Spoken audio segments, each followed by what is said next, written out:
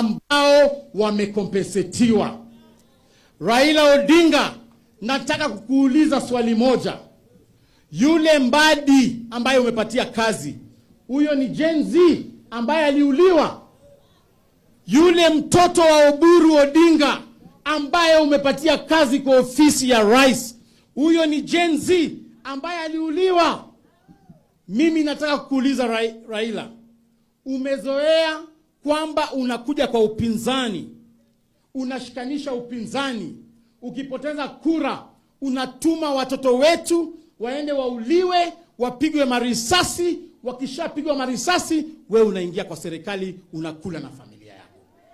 Today I want to call out Raila Odinga kwamba vijana walibubujika damu wakiingia katika parliament, the blood parliament. Walipigwa vifua, wazazi wao wanalia, familia zao zinaumia. Wewe saa hii ati Ruto akienda China unapatia yeye Oburu Odinga kama youth leader atembee na Ruto. Sasa hivi Raila unadanganya wa Kenya ati kwamba wewe hauko kwa serikali. The opposition is seated here. These are the leaders of opposition. Where are you, Raila Odinga? Hawa ndio viongozi wa opposition. So mimi nataka kuomba hawa viongozi ambao wamekuja hapa wakiongozwa na hawa Mheshimiwa Rigathi Gachagua kwamba muungane. Lakini tena tukiona huyo Raila anakuja hapa kwenyu, tutaacha mambo yenu pia nyinyi. Tutaacha pia nyinyi.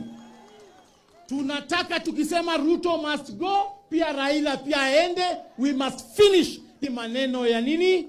Ya conmanship. Na mwisho, Mheshimiwa Rigathi, vile Mheshimiwa Linturi amesema kwamba ako na interview next week. Mimi sasa kwa sababu Linturi anafanya next week, mimi nataka kufanya yangu next week but one. Niko na siri sasa. Ni wakati wa kutoboa. Lakini moja ambaye nataka kuambia watu wa Mlima ambaye siwezi toka hapa bila kusema.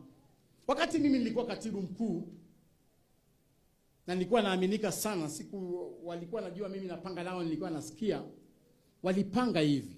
Na mimi nilikuwa pale wakipanga kwamba kugawanisha jamii ya Mlima.